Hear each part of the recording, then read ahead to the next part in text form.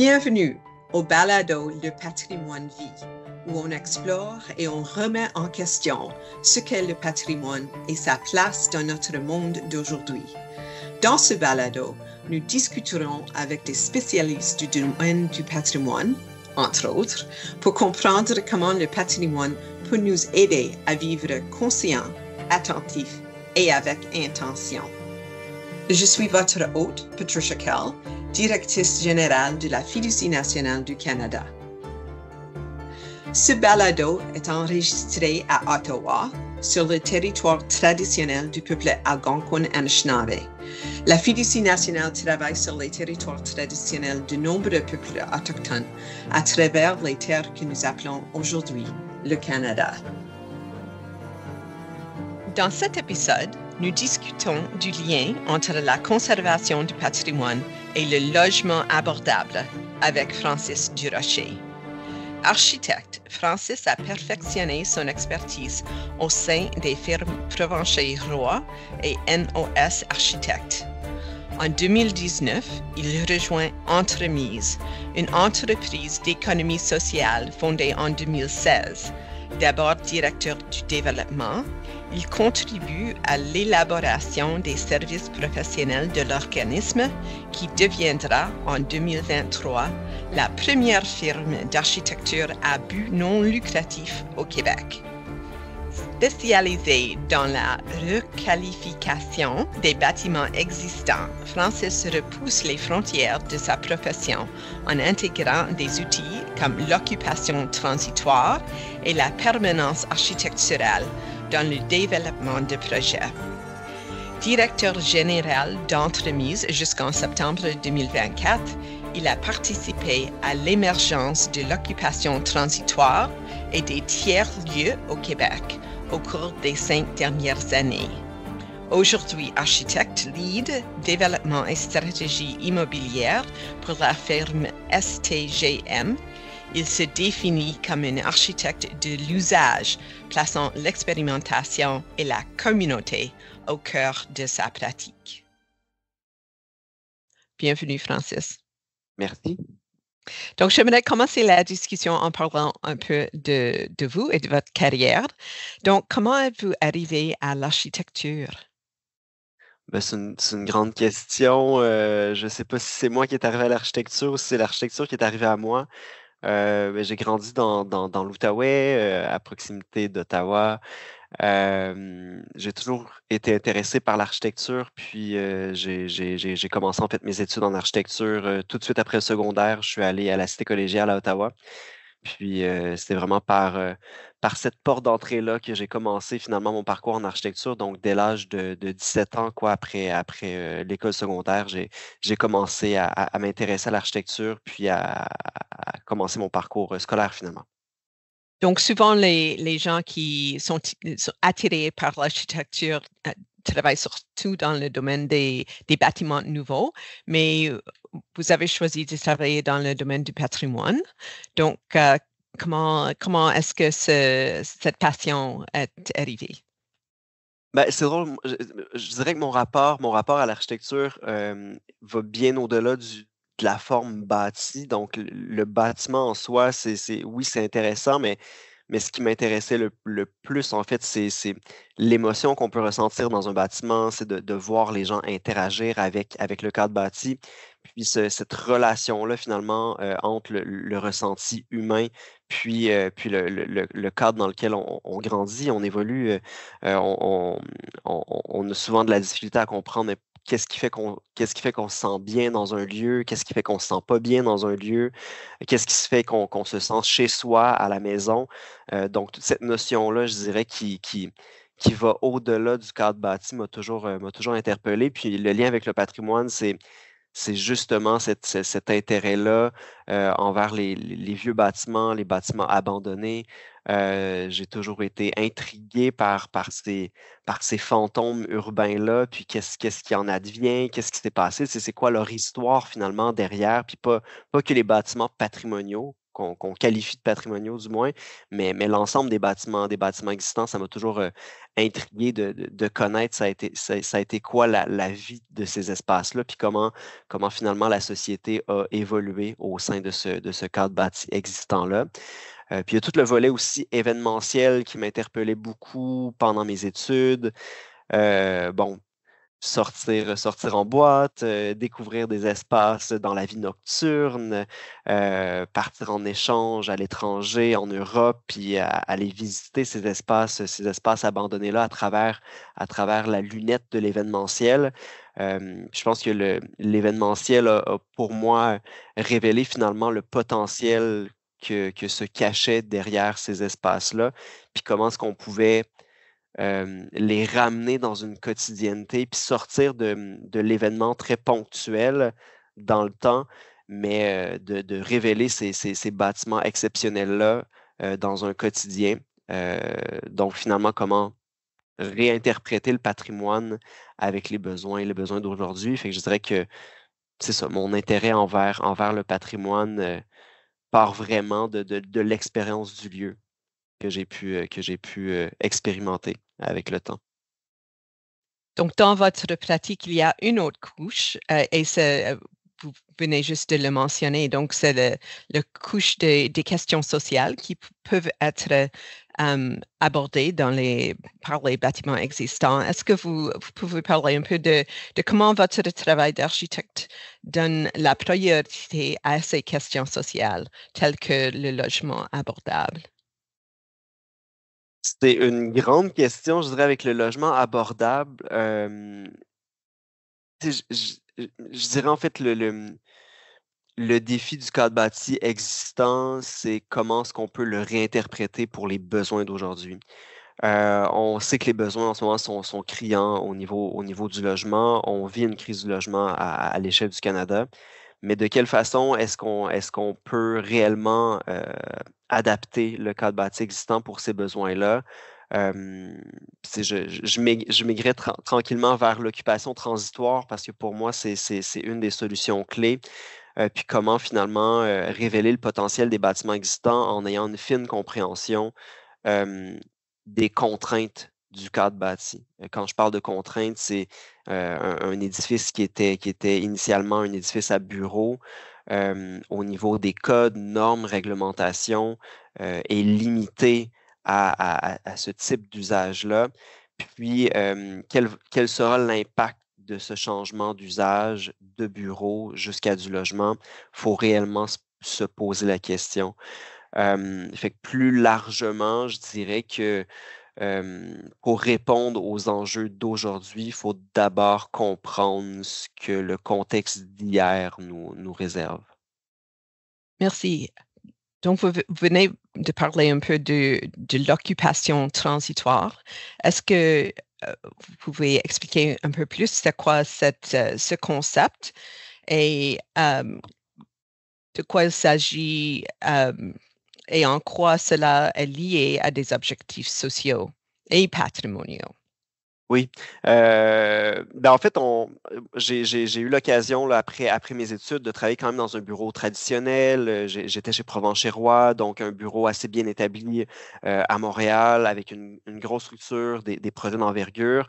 Donc, ça m'a permis aussi de comprendre à travers mon expérience professionnelle au sein de ce bureau-là comment fonctionnait le système traditionnel en architecture, donc l'approche un peu plus conventionnelle des projets.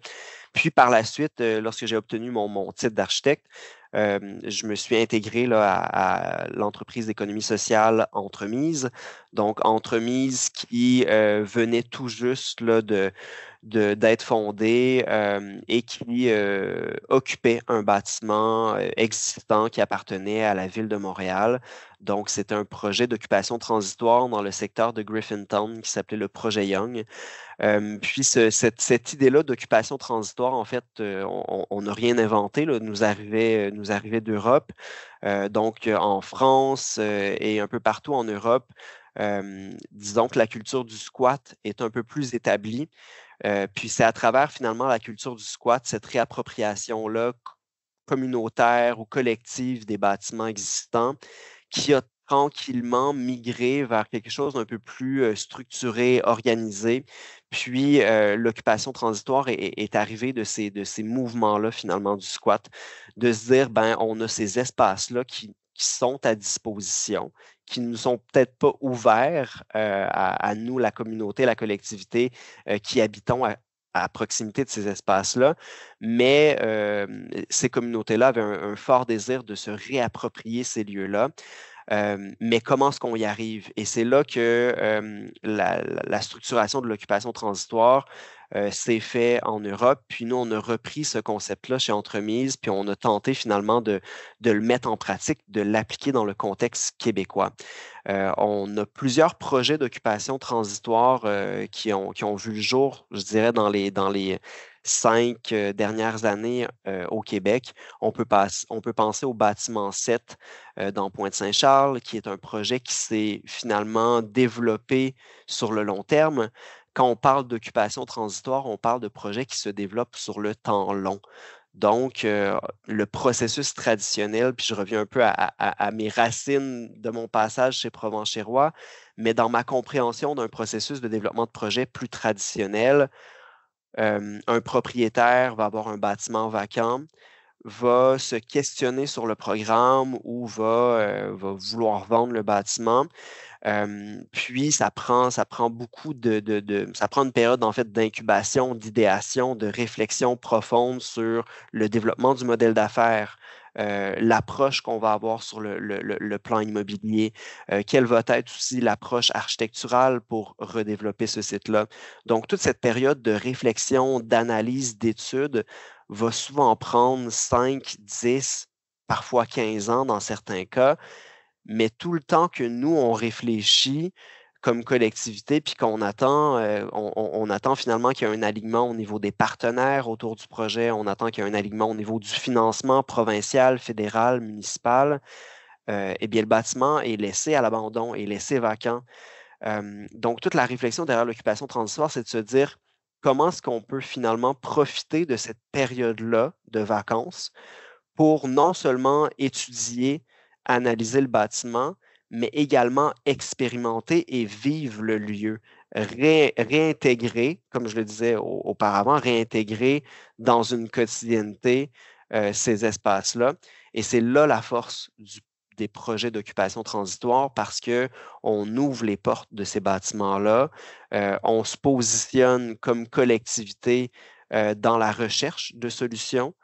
Parce que dans ma pratique, je crois profondément en cette recherche de solutions-là qui est plurielle. Ce n'est pas seulement les professionnels de l'aménagement, les architectes, les urbanistes, les ingénieurs, les élus, les responsables municipaux qui ont les solutions à ces contraintes-là que nous réservent les bâtiments existants, mais la communauté et la collectivité aussi ont des solutions. Donc, le bâtiment 7 en est un bel exemple. Projet à proximité d'un site ferroviaire, le site acheté par un promoteur immobilier traditionnel est pris un peu avec le bâtiment existant et la communauté s'est portée à la sauvegarde finalement de ce bâtiment existant-là, puis a commencé à se questionner, développer des solutions alternatives pour la requalification de ce lieu-là. Ça, c'est un bel exemple qu'on ne nommait pas comme étant un projet d'occupation transitoire, mais qui maintenant, avec la théorie puis la pratique qui nous arrive d'Europe, on a en capacité de dire, ben, c'est un projet d'occupation transitoire. On a le projet de la maison mère à Baie-Saint-Paul, ancien ensemble conventuel qui appartenait à une congrégation de sœurs, donc bâtiment gigantesque que la mairie de Baie-Saint-Paul a décidé d'acheter et de redonner à la collectivité. Donc, un projet qui se développe encore aujourd'hui sur le temps long, qui permet d'accueillir une variété d'organismes, à la fois des organismes culturels, des organismes de service à la collectivité. Il y a un musée aussi sur place. Il y a des espaces de logement pour les travailleurs saisonniers. Donc, tous ces projets-là, puis à Montréal, on a la Cité des Hospitalières aussi qui est portée par Entremise, donc au pied du Mont-Royal. Donc, tous ces projets-là, c'est des projets qui vont se développer sur le temps long.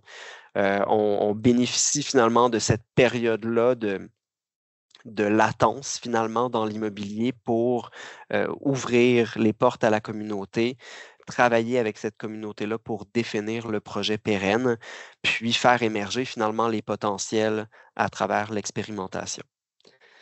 Je ne sais pas si je suis clair, puis n'hésitez vraiment pas à me poser des questions aussi en cours de route, puis à m'interrompre.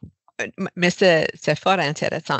Donc, si je comprends bien, donc l'occupation transitoire, c'est à la fois, ben, vous avez parlé de ses racines dans le squat, mais ce n'est pas nécessairement une occupation comme logement. C'est plutôt une période d'expérimentation, puis de consultation avec la communauté autre afin de tester des avenirs possibles pour le bâtiment. Oui, plutôt d'avoir une approche très top-down, on est vraiment dans du bottom-up, puis on va se nourrir finalement de l'expérimentation avec la communauté. Puis à l'étranger, de plus en plus en Europe, on intègre en fait l'occupation transitoire dans le processus de requalification des bâtiments existants. On peut penser à l'Hôtel Pasteur à Rennes en France, qui est un projet assez exemplaire où est-ce que l'occupation transitoire s'est développée sur une dizaine d'années, mais à travers toute l'expérimentation qu'on a pu faire sur le terrain, accompagné de professionnels, architectes, pour vraiment aller puiser dans la communauté les réels besoins. Puis finalement, ce lieu-là s'est transformé en tiers-lieu. Puis j'y reviendrai aussi au concept de tiers-lieu, mais on a pérennisé l'occupation transitoire à travers le temps finalement. Puis, à travers ça, on a aussi développé, bon, il y a une école qui a été aménagée aussi dans le bâtiment. On a des projets comme les Grands Voisins aussi à Paris qui ont quand même eu beaucoup de rayonnement, qui est un projet d'occupation transitoire exemplaire d'un ancien site hospitalier. Puis là, des villes comme la ville de Lyon, la ville de Toulouse mettent en place là, des projets d'occupation transitoire pour des requalifications de gros sites industriels. Il y a les Grandes Locaux à Lyon, qui est un site industriel ferroviaire qui est développé en partenariat avec la métropole de Lyon et la SNCF, qui est finalement le gestionnaire là, du réseau ferroviaire en France. Ils vont développer ce site-là qui fait 40 hectares. C'est un site gigantesque qui va être requalifié sur les 10, 15, 20 prochaines années. Mais dès le départ, on y intègre l'occupation transitoire comme étant un outil de requalification pour justement révéler les potentiels, puis attirer les partenaires qui sont parfois plus complexes à développer sur des sites atypiques comme des bâtiments industriels ou des bâtiments patrimoniaux. La question qui me vient à l'esprit, c'est que comme processus, ça me semble très, très sain et vous venez de mentionner un bénéfice, le fait qu'on pourrait trouver des partenaires qui seraient peut-être plus difficiles à trouver sur un court terme. Mais au niveau financier, comment est-ce que ça fait du sens? Comment est-ce qu'un développeur, et vous avez donné des exemples où il y a en effet une entreprise privée qui cherche des profits, qui est propriétaire de ces bâtiments. Comment est-ce que ça marche au niveau financier? Les modèles économiques sont pas simples. C'est des projets qui sont complexes. Puis Nathalie Volant, justement, l'avait soulevé là, dans votre épisode précédent. Les projets dans un contexte patrimonial, c'est des projets qui coûtent cher et c'est des projets qui nécessitent une réflexion sur le temps long. Si le promoteur ou si la ville a un désir de rapidité dans le développement de ces projets-là, c'est pas dans ce contexte-là que ça va se faire. Donc, le temps long fait partie de l'équation pour le modèle économique. Il faut aussi revoir nos processus. Donc, selon moi, il faut avoir une approche un peu inversée. Donc, plutôt que d'être en mode on mandate des professionnels, parce que c'est souvent le cas en ce moment au Québec, là, on mandate des professionnels le jour J pour nous faire une analyse du bâtiment, faire les études nécessaires pour la requalification de ce bâtiment-là. L'étude est faite en 2020, par exemple. Mais le projet en 2020 coûte excessivement cher. On estime 20 millions de travaux et là, on n'a pas les 20 millions nécessaires pour faire les travaux. Donc, on laisse le bâtiment vacant, va s'écouler 5, 10, 15 ans et dans 15 ans, en 2015, on refait l'analyse, on remandate des professionnels parce qu'en 15 ans, la ville a changé, les besoins ont changé, le système, la culture politique a peut-être changé et là, il y a du financement, mais le projet doit être revu dans son entièreté. Et pendant ces 15 ans-là, on a laissé le bâtiment vacant. Donc, un projet qui nous coûtait 20 millions en 2015, malgré l'inflation, malgré le changement des coûts de construction, va peut-être nous coûter le double, le triple en 2015. Puis à ça, on rajoute justement le contexte économique, l'inflation, l'augmentation des coûts de construction. Donc, un projet qui nous coûte 20 millions en 2000 va nous en coûter 100 millions en 2015. Et l'approche transitoire, la beauté derrière ça, c'est plutôt de voir le projet comme un projet qui va se faire, encore une fois, sur le temps long, peut-être par phase, et qui va nous permettre d'aller puiser dans le bâtiment existant dans son état X aujourd'hui, qu'est-ce qui nous permet de faire. Donc, plutôt que d'avoir l'approche inverse, de tenter de forcer un programme dans un bâtiment existant, on laisse le bâtiment nous parler aujourd'hui, nous dire, ben, dans le contexte actuel, selon le cadre bâti existant, les contraintes sont X. Le programme qu'on peut insérer dans ce bâtiment-là va être un programme qui correspond finalement aux contraintes du bâtiment. On ne s'empêche pas de rêver, on ne s'empêche pas de se projeter dans 15 ans, mais on commence avec une première occupation qui, elle, cadre dans ce que le bâtiment nous offre dans son état actuel, peut-être avec 1 million de travaux nécessaires pour permettre cette première étape d'occupation-là. Mais au moins, on assure l'occupation pendant la période de réflexion, pendant la période de levée de fonds, pendant la période de recherche partenariale. Et cette occupation-là, dans son état X aujourd'hui, en 2020, va nous permettre aussi d'expérimenter avec le lieu et potentiellement révéler des partenaires potentiels pour le projet pérenne et ultime qu'on souhaite voir venir dans 15 ans. Puis on peut déjà le voir émerger dans des projets transitoires qui sont portés par entremise à la Cité des Hospitalières, par exemple. On a commencé l'occupation avec ce que le service incendie nous offrait, avec ce que la Ville de Montréal nous offrait. Donc, on a occupé le rez-de-chaussée puis une des sections du bâtiment. On occupait seulement, en fait, Entremise occupe seulement 25% des espaces disponibles. Mais à travers ces occupants-là, il y a des occupants au fil des 4 dernières années qui se sont structurés, qui ont évolué, qui se sont positionnés auprès des différents acteurs publics, politiques, et qui, lorsque le projet pérenne arrivera, pourront certainement être des bons partenaires de développement et peut-être même aller chercher du financement supplémentaire pour venir combler finalement le modèle d'affaires. Donc, pour résumer, c'est vraiment de revoir nos processus finalement, puis de d'abord s'attarder à ce que le bâtiment aujourd'hui nous permet de faire, pas tenter de forcer quelque chose dans ce bâtiment-là, commencer dans ces conditions-là, puis faire évoluer tranquillement, graduellement le projet jusqu'à ce qu'on atteigne le fameux projet idéal auquel tout le monde rêve autour de la table.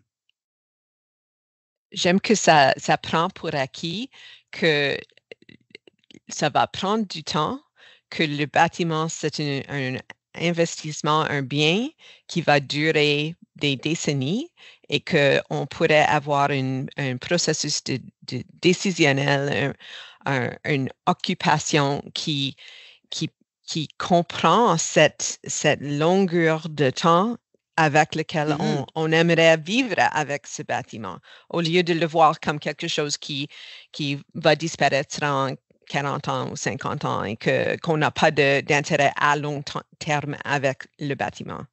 Oui, exactement. Puis, puis pour revenir au modèle économique, c'est qu'au final, il faut comprendre que l'économie va se faire sur le long terme. Si on occupe le bâtiment aujourd'hui puis on le garde vivant, on le garde inscrit dans une quotidienneté, on le laisse pas tomber vacant et à l'abandon pendant les 10 prochaines années, il va pas, il va moins se détériorer, disons. Il va moins se détériorer, il va sans doute pas, on va réduire les risques d'incendie, de vandalisme. Donc, à travers l'occupation, on se permet finalement d'économiser, de réduire les coûts. Fait que c'est ça, c'est de revoir en fait nos modèles économiques et nos façons de développer des projets, puis de le voir vraiment sur le temps long finalement dans le développement. J'aimerais maintenant revenir au concept des tiers-lieux. Donc, pouvez-vous nous parler un peu de l'importance des tiers-lieux et de la manière dont la réutilisation du patrimoine peut contribuer à renforcer les liens entre les communautés? Ben, la notion de tiers-lieu, ça date pas d'hier non plus. Donc, c'est les third places qui a été popularisé là, par le sociologue Ray Oldenburg, qui définit finalement ces espaces-là qui se situent entre notre sphère domestique, qui est le premier lieu, qui est notre maison, notre chez-soi, puis le deuxième lieu qui est considéré comme l'espace de travail, donc professionnel. Les tiers-lieux se définissent comme cet espace interstitiel-là entre ces deux sphères, le domestique et le travail, qui est finalement un lieu de rencontre, idéalement qui n'a pas de vocation commerciale. Donc, qu'on peut aller dans ces espaces-là sans nécessairement consommer. Et c'est des espaces de rencontre sociales qui nous permettent finalement de créer les rencontres.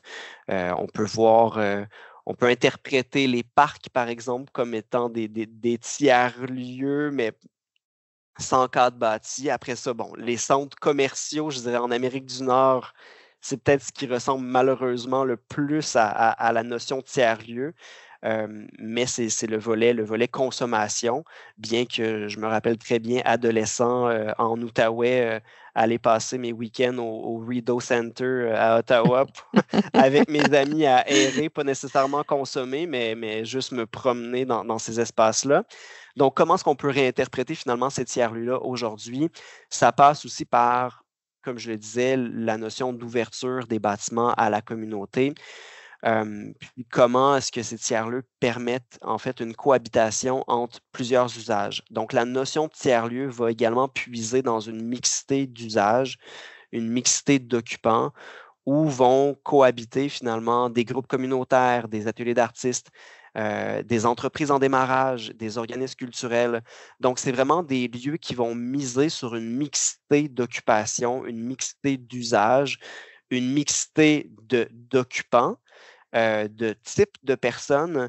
Puis en misant sur cette mixité-là, mais c'est là qu'on voit émerger finalement des potentiels de rencontre entre quelqu'un qui travaille dans la tech et quelqu'un qui travaille dans la culture, qui, à travers ce lieu-là, ce lieu de rencontre-là, vont avoir eu la chance de se rencontrer dans l'espace tiers-lieu, donc l'espace libre de consommation, et qui vont potentiellement créer des projets ensemble.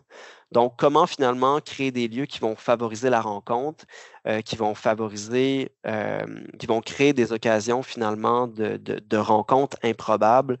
Euh, donc, toute cette notion de tiers-lieu-là s'est beaucoup développée, je dirais, en France au cours des dernières années. D'ailleurs, le gouvernement français a mis en place ce qui s'appelle France Tiers-Lieu, donc qui permet de faire percoler des fonds de l'État vers la mise en place de tiers-lieux.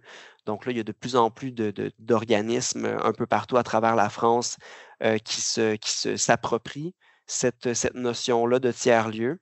Après ça, la définition de tiers-lieu est pas encore établie, en fait, ne sera sans doute jamais établie. Chacun interprète un peu à sa façon le fameux tiers-lieu. Mais c'est quand même intéressant de voir que l'État commence à financer ces projets-là. Donc, finalement, c'est ça. C'est comment répondre à. Puis je le ramène au contexte patrimonial. La beauté des tiers-lieux à travers la mixité d'usage, c'est justement de laisser le bâtiment nous dicter ce qui nous est possible de faire dans ce lieu-là. Et le tiers-lieu nous offre l'opportunité de façonner un programme mixte qui va correspondre aux contraintes du cadre bâti existant. Donc, comment finalement se détacher là, de la célèbre citation Form Follow Function de l'architecte Louis Sullivan, qui a beaucoup influencé, je dirais, l'architecture moderniste et qui dicte encore aujourd'hui la façon dont on développe les projets, puis d'aller plutôt dans une approche que je considère inverse, donc plutôt de réfléchir à une fonction qui va suivre la forme plutôt qu'à la forme qui va suivre la fonction. Donc, il me semble que même d'après une formation traditionnelle comme architecte, que vous faites des choses assez nouvelles dans ce domaine. Donc, j'aimerais parler un peu du domaine du patrimoine, dans le secteur du patrimoine et comment les choses doivent changer afin de faciliter ces nouvelles façons de travailler. Donc, comment le secteur du patrimoine doit-il évoluer pour démontrer les avantages sociaux de la réutilisation des bâtiments existants?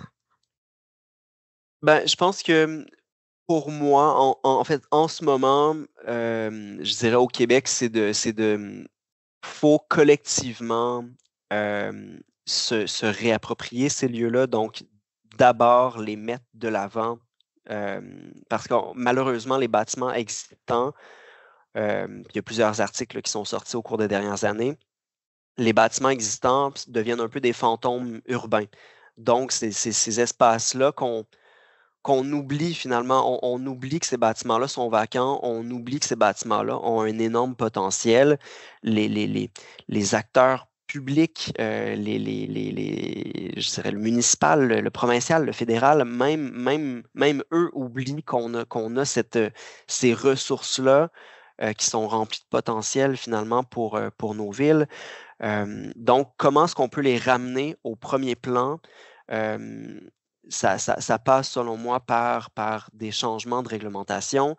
Ça va passer aussi par un changement de regard sur le cadre bâti existant. Puis du moment qu'on se met à s'y attarder, à les voir, à les constater, à Montréal, un recensement là, récent a démontré qu'il y avait à peu près là, 800 bâtiments vacants sur le territoire montréalais. Il y a différents exemples. Il y a l'ancien hôpital Jacques Vigée sur René Lévesque, qui est vacant, plein centre-ville de Montréal. L'ancienne école des beaux-arts, coin Saint-Urbain, Sherbrooke, qui est aussi vacant depuis longtemps. L'Institut des sourds et muettes sur Saint-Denis, qui est vacant depuis longtemps. On oublie que ces bâtiments-là sont vacants. Donc, d'une part, on a des besoins sociétaux qui sont croissants, le logement, les espaces de bureaux abordables. On crée du bureau en ce moment à Montréal, mais c'est du bureau triple A qui correspond aux standards du marché, mais les hauts standards du marché. Puis en contrepartie, on a un autre niveau de marché qui peine à arriver. Les ateliers d'artistes, on a de la difficulté finalement à garder les organismes culturels au centre-ville, à garder les artistes au centre-ville, à garder les organismes communautaires à proximité des enjeux de communauté.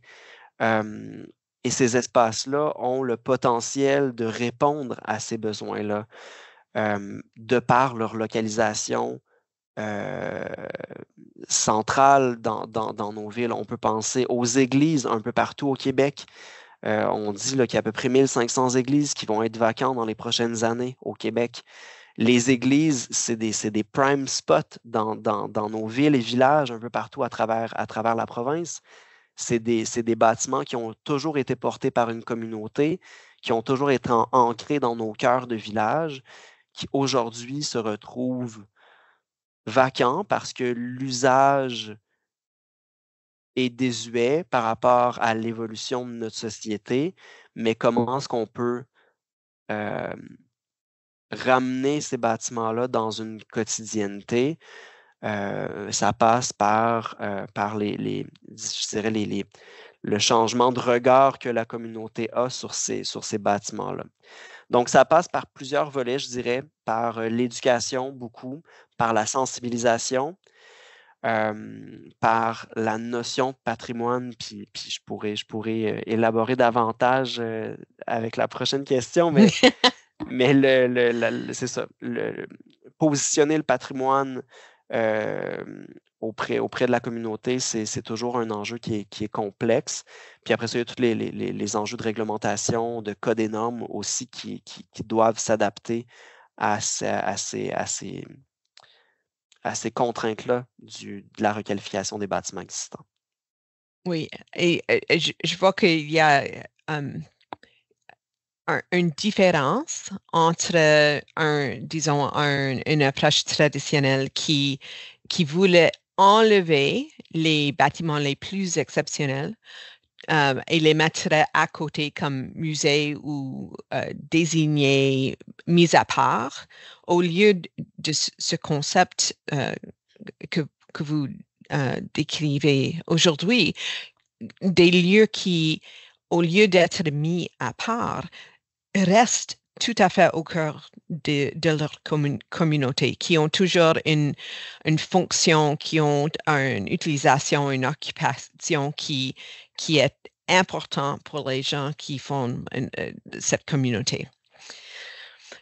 Donc, j'aimerais parler un peu de que doit faire le secteur de la conservation du patrimoine pour démontrer les avantages économiques et environnementaux du patrimoine à l'ensemble du secteur de la construction.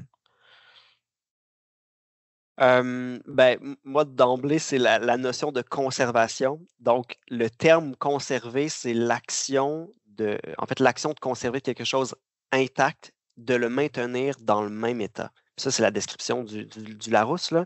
Donc, de maintenir quelque chose dans le même état. Pour moi, conserver, c'est un terme qui est malheureusement connoté dans une muséification finalement du patrimoine. Donc, la notion de conservation vient figer dans le temps le bâtiment. Or, le patrimoine, on doit avoir une approche, selon moi, de reconversion. Je le réitère, mais de réinscrire les bâtiments dans une quotidienneté.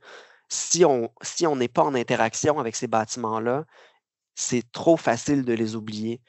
Donc, de plutôt miser sur une reconversion et non pas sur une conservation.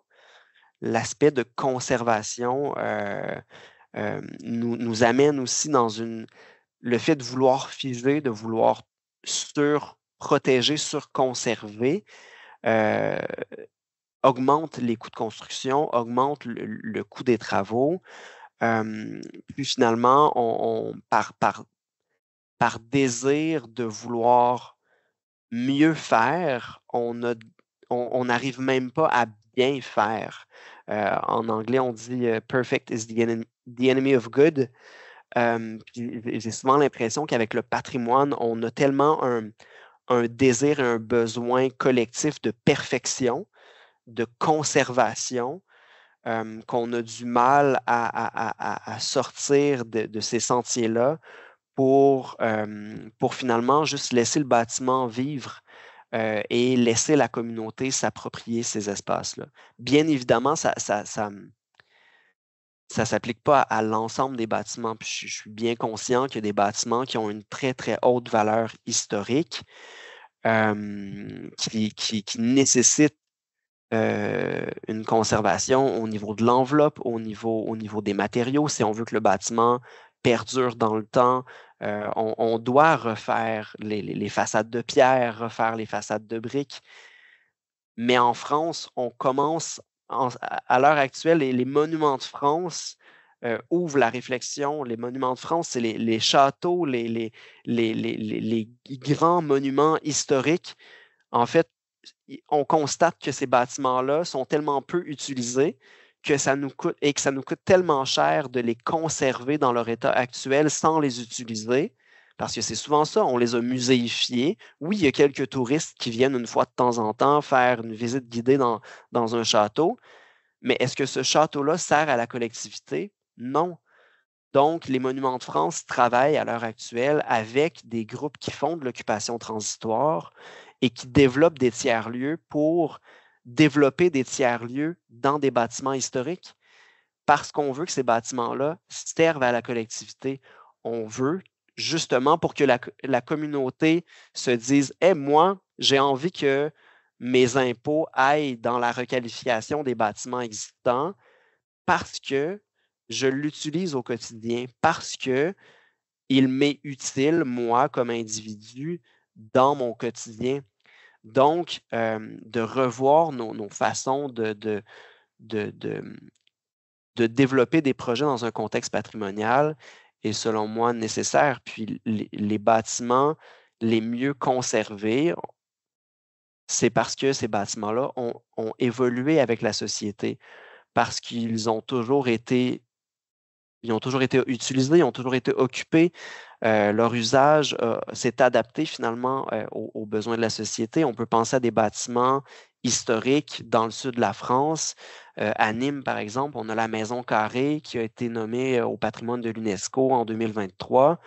La Maison Carrée date du 1er siècle avant Jésus-Christ et est encore occupée, utilisée aujourd'hui. Bon, c'est peut-être pas le meilleur exemple parce que c'est devenu un musée, un espace d'interprétation, mais dans sa vie de bâtiment, ça a été plein de choses. Ça a déjà été une résidence privée, ça a déjà été un marché public, ça a déjà été un espace d'assemblée publique.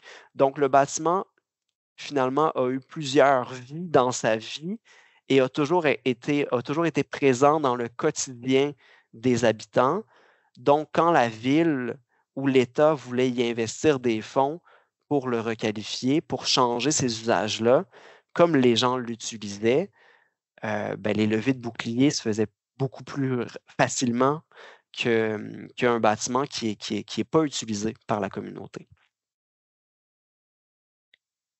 Donc, quelles sont les principales conceptions erronées en matière de réutilisation de bâtiments existants pour répondre à des besoins contemporains tels que des logements abordables ou des espaces communautaires? Et on en a déjà parlé de plusieurs, mais peut-être vous pouvez reprendre les grandes lignes. Je reviens, j'en ai pas beaucoup parlé des logements abordables, mais toute la question de la réglementation, les codes et normes, c'est sûr et certain que comme professionnel en architecture, on va devoir militer pour changer les normes, changer les codes. Au Québec, par exemple, le code de construction, on n'a aucun fascicule, en fait, qui est dédié aux bâtiments existants. Donc, les codes, le code de construction est vraiment bien défini pour tout ce qui est construction neuve, mais très peu pour ce qui est de la construction, en fait, des interventions dans un cadre bâti existant. Dans l'éducation aussi, en architecture, donc les professionnels sur les bancs d'école à l'université, on nous apprend beaucoup la construction dans un contexte neuf. Donc, construction neuve, blank canvas, on part de rien, on a un programme, une belle liste d'épicerie, on définit des volumes, on s'amuse au niveau de la forme, au niveau du concept architectural, on répond au programme, mais c'est très rare qu'on est mis à l'épreuve comme jeune professionnel de devoir se questionner sur quand j'ai déjà une boîte qui existe, comment est-ce que je peux travailler avec cette boîte existante-là, la boîte étant le bâtiment. Donc, ça passe par l'éducation, puis je parle des professionnels en architecture, mais le milieu de la construction aussi devra évoluer. Malheureusement, le travail des métiers, les métiers d'art, puis vous pourrez certainement parler au Conseil des métiers d'art du Québec qui travaille beaucoup à la formation des métiers traditionnels, mais on les perd, ces métiers traditionnels-là, qui sont en lien avec les bâtiments existants.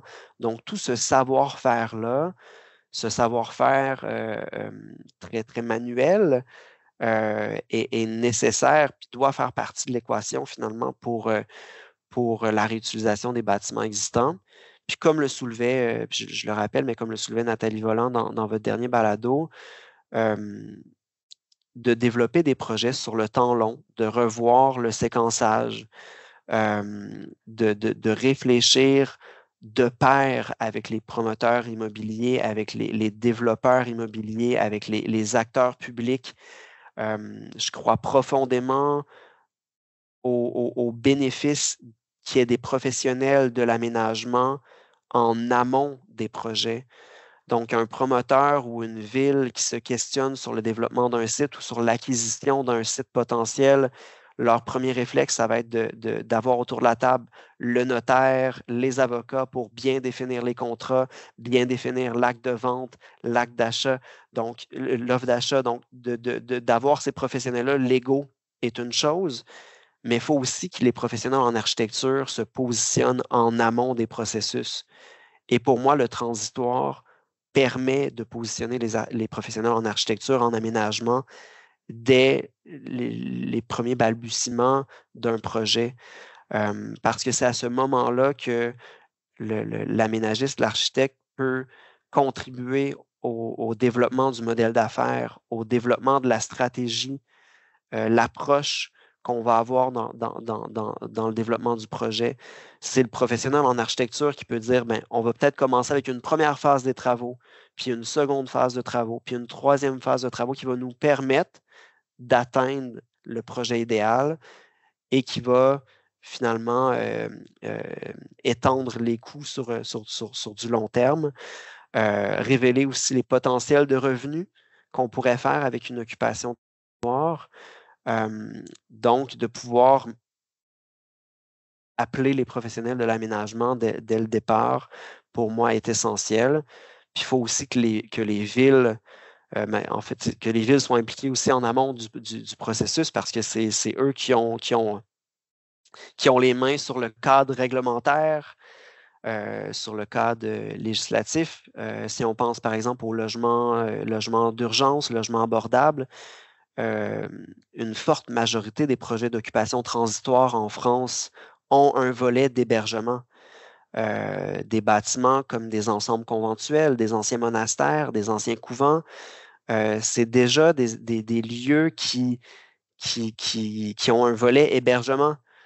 Mais pour ça, en ce moment, une reconversion d'un couvent en espace de logement, c'est excessivement coûteux parce qu'on n'a aucun règlement d'occupation précaire, par exemple, qu'on peut voir en France, ou aucun assouplissement là, au niveau de la réglementation pour permettre des logements temporaires ou des logements transitoires dans ces espaces-là.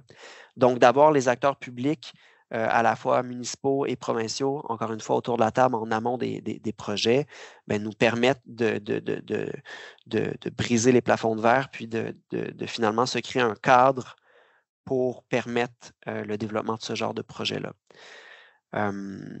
Puis les besoins vont être de plus en plus criants au Québec. Les bâtiments existants, il y en a aujourd'hui, il y en aura demain. Et des bâtiments vacants, il y en a beaucoup, pas seulement à Montréal, mais un peu partout à travers la province. On a parlé beaucoup de comment des nouvelles façons de faire peuvent informer un meilleur futur pour les bâtiments, mais également pour les gens, pour les communautés. En terminant, j'aimerais vous demander si qu'est-ce qu'on pourrait apprendre des bâtiments existants sur la manière de créer d'excellentes structures et communautés pour l'avenir? Ben, je pense qu'un des éléments que j'ai constaté là, avec mon expérience chez Entremise, c'est le pouvoir de la communauté. Je prends en exemple, encore une fois, les bâtiments comme un monastère, comme un couvent, c'est des bâtiments qui ont toujours été gérés par une collectivité. On avait une communauté qui travaillait au maintien de cette immense machine, finalement. Vous allez visiter un couvent, puis c'est gigantesque, ces espaces-là. Puis c'est des espaces qui sont interreliés. On prend la Cité des Hospitalières à Montréal, mais on a la section couvent qui est connectée également à la section Hôtel-Dieu, qui est l'ancien hôpital francophone de Montréal, donc le CHUM. Et tout est interrelié. C'est une immense machine qui fonctionne ensemble. Et d'avoir une approche très contraignante avec des partenaires individuels qui vont occuper chacun leur section du bâtiment, selon moi, n'est pas nécessairement la clé pour la requalification de ces sites-là. Donc, de voir ces projets-là qui ont toujours été portés par des communautés, comment est-ce qu'aujourd'hui, on peut réinterpréter cette communauté-là, puis que ces lieux-là soient portés par plusieurs partenaires, plusieurs organismes, plusieurs individus à la fois. Pour moi, ça nécessite finalement de revoir la gouvernance dans ces projets-là. Puis aussi, il y a toute la question pour moi, de réversibilité en architecture, donc de réfléchir à des projets. On parle beaucoup, il y a quelques écrits sur le adaptative reuse des bâtiments existants, donc une architecture adaptée ou une architecture réversible, de toujours, comme professionnel, là je parle de construction neuve, mais même chose quand on fait des interventions dans du bâti existant, toujours se questionner sur le fait que l'usage qu'on développe aujourd'hui dans le bâtiment, ce ne sera peut-être pas l'usage qui va être encore là dans 10, 15, 20 ans. Donc, concevoir les bâtiments d'aujourd'hui avec la notion de réversibilité ou d'adaptabilité va nous permettre, va nous servir en fait, va nous aider dans 10, 15, 20, 50 ans lorsque d'autres personnes se casseront la tête pour requalifier ces lieux-là. Donc, comme professionnel,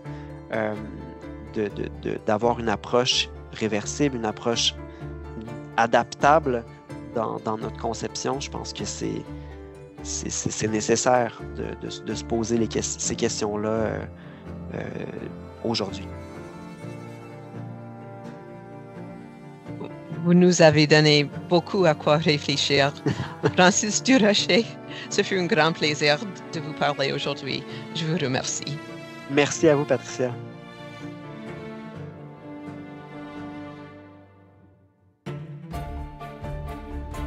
Le Patrimoine Vie est produit en anglais et en français et est disponible partout où vous écoutez vos balados. Suivez-nous sur votre plateforme de balado-diffusion préférée pour ne jamais manquer un épisode et découvrir comment la conservation du patrimoine est plus que vous n'en attendez.